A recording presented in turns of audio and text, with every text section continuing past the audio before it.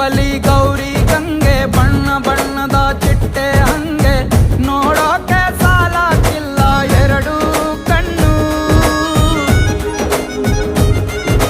ಗಂಡು ಹೈಕಳು ಬೆಪ್ಪಾಗವ್ರೆ ಬೆರಗು ಕಣ್ಣಲ್ಲಿ ನೋಡ್ತಾ ಅವ್ರೆ ದಾವಣಿಲೆ ಬೀಸುತ್ತಾರೆ ಹೆಣ್ಣೈಕಳು.